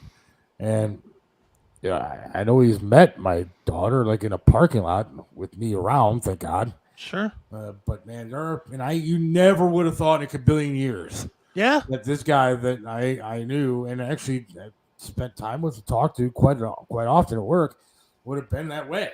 And yet, yeah, I think he's still in jail. I never found out what happened to the trial. Never really wanted to follow it. Didn't really care that much. Yeah. Other than I'm that glad he's in jail, and hopefully the justice system works for people like that. Yeah, but what is justice? See, this is, we talked about this the other day on the CMS. I mean, to me, pedophiles worse than murderers. By a lot. A lot. Because if you murder somebody, at least they don't have to live with it. If you rape a kid, the kid has to live with it for the rest of their life. They're constantly thinking about it.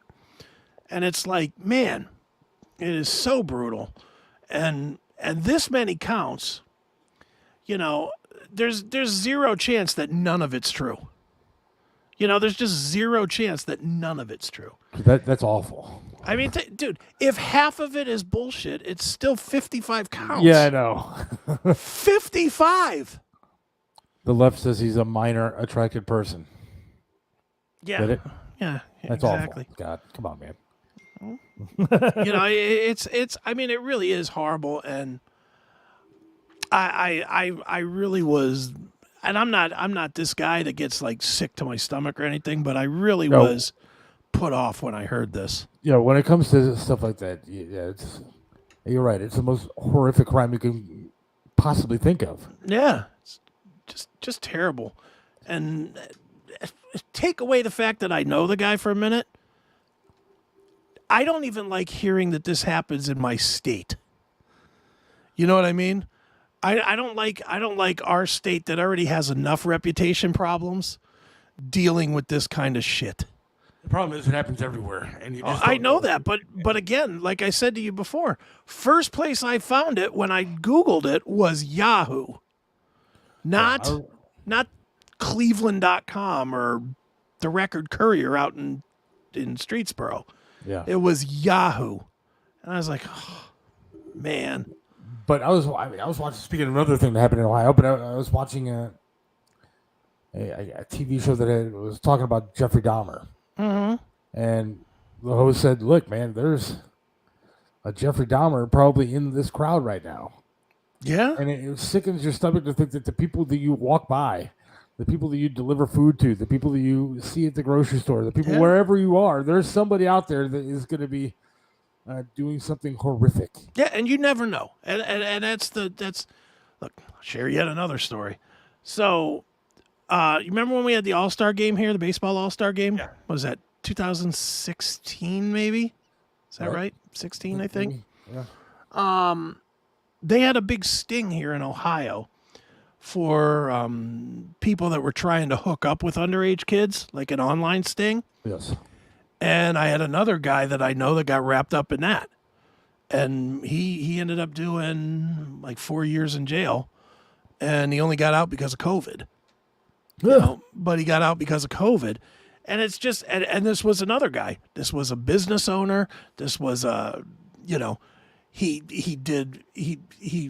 I don't want to say what he did. I don't want to bring him, you know, he's trying to get his life back in order. I don't want to be that guy, but he worked in the food service industry and he did a lot of stuff with the schools, you know, and he was making great money. I mean, he was making probably $250,000, $300,000 a year and just gone. Now he's like struggling 2-3 jobs to make ends meet, which he should, you know, for doing that kind of shit. I mean, you shouldn't be forgiven about that stuff, but I mean, it just, I don't understand it, and it's never like the person you expect. No. You know, and it's scary to think about. Then you wonder who you can trust your kids with, and yeah. when you get a babysitter, or you leave them at a daycare or whatever. I mean, it's terrifying to think about. Well, it is, and I mean, dude, the weirdest thing about it is when you really look at it, the people that you wouldn't trust are probably the more trustworthy. The people that are all tattooed up and tattoos on their face and their neck and all that stuff, they're probably way more trustworthy than the middle-aged mom or dad. Yeah, because they're not trying to hide what they're doing. Yeah, they're just outwardly goofy. But it's really tragic. This one itself is just blew my mind. I mean, absolutely blew my mind. And I reached out to my friend, who's the brother of the wife of this guy. Yeah. And I was like, hey, what can we do? And me as a family friend, what can I do? And he's like, ain't nothing to do. You just got to let it play out. And how's the wife handling it? How do you handle something like that? And then you wonder, what did she know? Did she know anything that was going on? You hope not. I'm pretty sure not. I mean, from the indications that I got from talking to my friend, her brother, I don't think that's the case. And she's not been arrested or charged or nothing. And that charge is actually from March. So I think if they had any evidence at all that she was involved, she'd have been arrested as well. Yeah, I think this article came out because they added new charges, including yeah, for child pornography. Yeah, a lot of people manifesting itself today is at the internet. The internet's a big part of it. It's a huge part of it. Because you can see anything you want on the internet, and then people go and try and live it. Yeah, I mean, it is kind of sad. It's kind of scary. I mean, because again, when we were growing up, what did you have? You had a Playboy magazine. Yeah. The worst you got was a Hustler magazine. Yeah. But it wasn't at your fingertips the way that kind of stuff is today. You can get whatever it is you want. Oh, yeah. With a push of a button on your phone. Mm-hmm. And even children can get that shit now. And it's terrifying. It is. It does screw with people's minds. Mm-hmm. I'm not one to sit here and say that video games causes problems. And if you play Call of Duty, you're going to go out and start murdering people. But when it comes to a sick guy, whatever, sitting there on his phone all day long looking at porn, some people it doesn't bother. To me, I mean, I hope my dad stopped listening. He probably did at some point. But I could look at porn all day long, and it's not going to affect me in any kind of negative light. Mm-hmm. But other than it's looking at porn, maybe that's a negative in itself. But for some people, it does screw with them. Yeah, well, it does, and I guess it probably goes into the habits and whatnot. And I don't know about you, but I steer clear of anything that says, says barely legal or preteen or, teen or whatever it says on Pornhub. Back in the day when I used to look at that stuff, that was what I would avoid as well. Yeah. Yeah. Well, I definitely, like the new one to avoid is petite. Dude, you got to really watch what you're doing. Yeah. I stick with MILF. Damn it, he's still listening. Really, all day? Well, I can't find a job. So you found a hand job. Wow. But it really has become a problem. And anything on the internet is a problem at this point. You can find all the junk that you want. Mm-hmm. You used to have those videos. Man, I can't remember what they were called. You probably would know. Where you could watch people actually killing animals, and there was like they're almost like what do you call those? Kind of like snuff films. Snuff videos, yeah, but just for pets and stuff.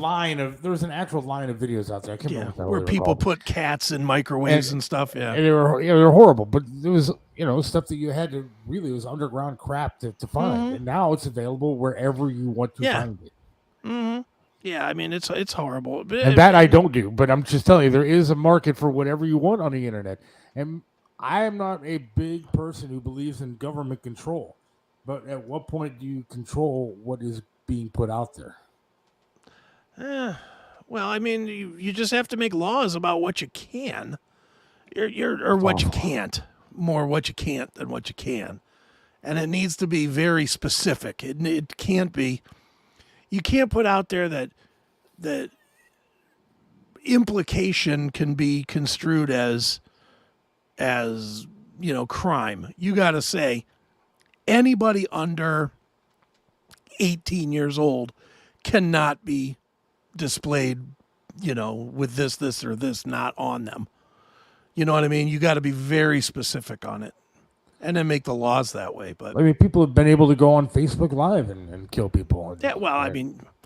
There's criminals are not going to follow any laws anyway. Right. I mean, well, that's the truth of it. I don't know where you put how you get the restrictions, how you make them work. And I don't even know if I believe that there should be restrictions. Obviously, there's certain things you should be posting, but I don't know what you do. I don't know what you do. What you do is when a situation like this comes up, 110 counts, you execute them. You make and I hate to say that about somebody that I considered a friend, but if he is indeed guilty of all this, put a bullet in him. Seriously, put a bullet in him. Be done with it. Don't make it a 3-year sentence or what, make it. Yeah, but the penalties have to be harsher. The penalties for everything should be harsh. But now there's no penalties in a lot of. Well, yeah, I know. We talked about earlier. When it comes to shoplifting, when it comes to whatever, there's no penalties. Yeah, go into shop. Yeah, anymore. You need that kind of. You do something bad. You steal a car or something. You should get like 20 years. Yeah. Make it really, really scary. Unless you're somebody, make it so that the only people that are going to do it are people that don't care if they live or die anyway. Because if they're already to that point, they're not gonna try and obey the law anyway. But anybody else, anybody that actually still cares and thinks they're going through a bad patch or whatever, or a bad breakup or whatever it is, make it so that beating their wife is a 15-year term or a 20-year term, so that they really think twice before they give her that first smack. Yeah, absolutely. That's what you have to do, but they won't. They'll never do that. Billy Moore's checking in again. Where's that other guy? Same place as most of Billy's phone calls. Yeah, I was going to say. He can call in, but he refuses to do so. He refuses to answer my calls when I call, even though we're doing an event supposedly in just a few weeks. 2 weeks. Yeah. June 21st, the 3rd District, feeding the police. Billy Morris with his smoking rock and roll food truck. That's right. And I'm looking forward to that. I got to get it right out there. Maybe we'll see if we can't get Billy on Wednesday to talk about it. Yeah, right. Yeah. Well, that would be a call that you have to make, apparently. I'll make the call. Yeah, he'll answer your calls. Sometimes. I love Billy, but I can get a hold of. He's not the best on the phone. He's not the best on the phone. How did he come in contact or find these poor kids? I don't know. I have to. I'm not just saying that I don't know. I have to declare ignorance here. I don't know any more than you guys can read. Honestly, that's I talked to, like I said, I talked to my friend's brother, who's the brother-in-law of Dave, and I didn't. I mean, how do you get into specifics of that? Yeah. How do you phrase that? So what did he by do? the way, Yeah, so what exactly did he do? Yeah. Did he make kids blow him? I mean, what do you say? Yeah, I don't know what you do. Yeah. Yeah, you can't. Yeah. It was an uncomfortable phone call or text. It was texting, but it was uncomfortable all the way around. Just having the texting was uncomfortable as hell. And really my only point was, what can my family do for your family? I didn't like talking about these kind of stories. Yeah, it was not comfortable. It definitely wasn't, but I definitely wanted to put support out there as a friend to friend. That's about all you could do. When it comes to the internet, I don't know how you do any of this stuff anymore. I don't know. We can't control people in the streets. I don't know how you're going to control the internet. Yeah, I know. Where people can hide in obscure. Apparently they can't hide in obscurity, though. They can for a while, but then they get caught. The new guy is more handsome. Yeah, that ain't true. Mike is way more handsome than me. Come on. Dignified. Way more handsome and dignified than me. Well, he's still listening and he still hasn't called in. Call.thesethwilliamsshow.com. I don't think I did the link, so don't worry about it. Don't bother. Don't bother. I don't think I did the link. Well, I don't know. I'm looking forward to it. And in case you missed any of the episodes, anytime. That is the right. CMSTV.net, Mm-hmm. CMSradio.net. That's right. CMSTV.net, CMSradio.net. You can watch the episodes and you can listen to the episodes. That's right. If you missed it today, Monday, it'll be on Tuesday. Yes. And then vice versa, all the way. Yeah, and then if you around. miss it Wednesday, it'll be on Thursday. But it's on 7 days a week is a replay of whatever we do during the week, 4 to 6.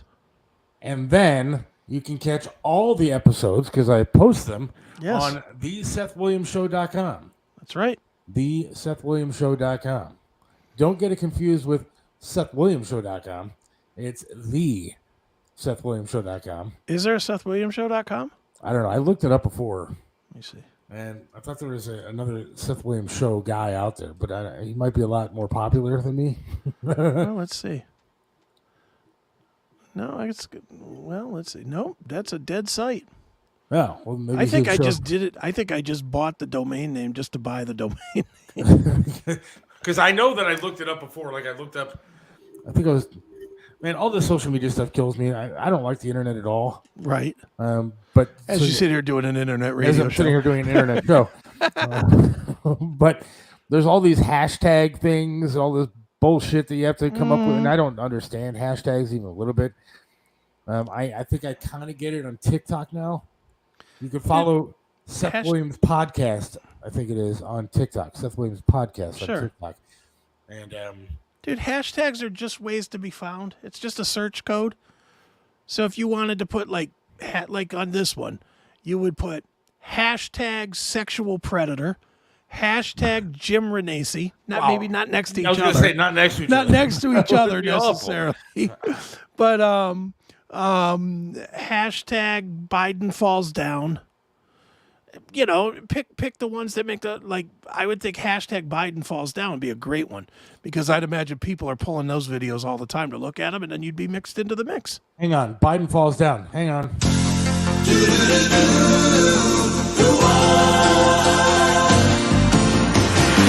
It doesn't matter what comes, fresh schools better in life. With Mentos fresh and full of life. Nothing gets to you, staying fresh, staying cool. With Mentos fresh and full of life. Fresh goes better with Mentos fresh. Fresh goes better with Mentos fresh and full of life. Mentos, the fresh maker.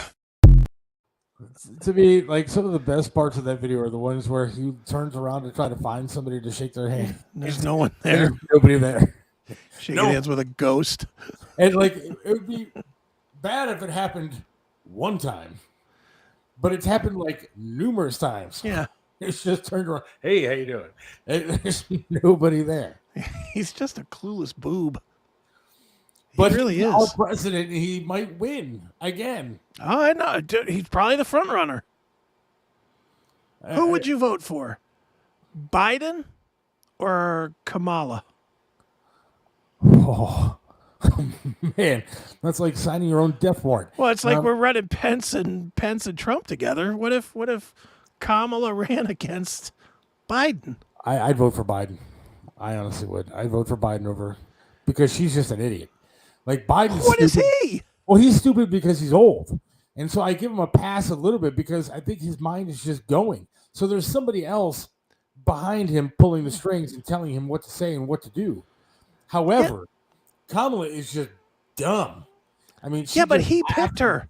He picked her to be next in line. No, somebody else picked her to be next in line, and they didn't think she was going to actually become president. There's got to be a plan in place because there's got to be somebody. Maybe I'm giving him too much credit, but there's got to be somebody behind the scenes saying, "This is what we had to do," because they picked Kamala, who hated Joe Biden to begin with, called him a racist, and they put those two together to try to beat Trump. They did it, I guess, legitimately or not, but they beat him. They won, but nobody can be that stupid to have her be next in line. There's got to be a plan in place. I see it completely the opposite way. I see it as they were happy to have Biden get in there because they did not think he'd live all the way through. I honestly thought that they put him in place to get Kamala Harris because she would never get the votes, but they thought he would die midway through his term, and then she would get in without having to be elected. She got next to no votes when she was running. I mean, she was really at the bottom of the barrel. Which is why I'm saying they. But if he was to drop dead, then she would be in without having to have a vote. Yeah, but I think there had to be a plan in place where she, she might be controlled.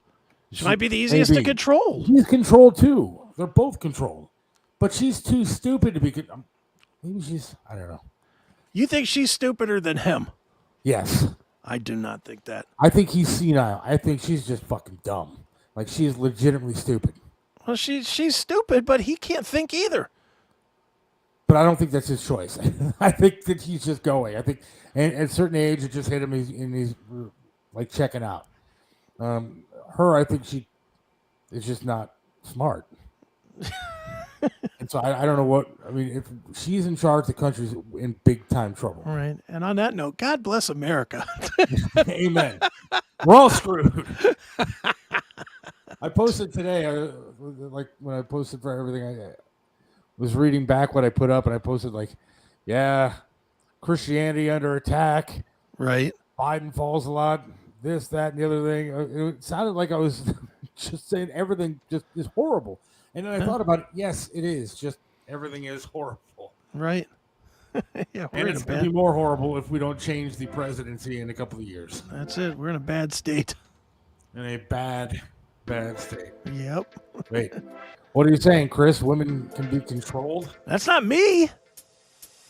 I totally think she can be controlled. I think the one that can't think straight and thinks he's shaking hands with ghosts is the one that can't be controlled. He's a goof. Well, there's that. Would be the same thing. Yeah. I don't know, man. Gunner. We need to change things. Put that last one up real quick and then we'll get out of here. Oh, my God. Joy pay our government. Yeah, that's pretty accurate. On that note, have a great night. Wednesday, I think we're going to have Melissa on. She is the owner of Yellow Brick Road Auctions. Cool. Yellow Brick Road Auctions, great place to check out the website, yellowbrickroadauctions.com. It's a great site. She does very cool stuff. I think she's going to have some very interesting stories to tell us. So okay, excellent. Her. And Tony Natasha will be on as well. Great. So thanks, Chris. I will talk to you on Wednesday as well. Sounds good. Yeah. See ya.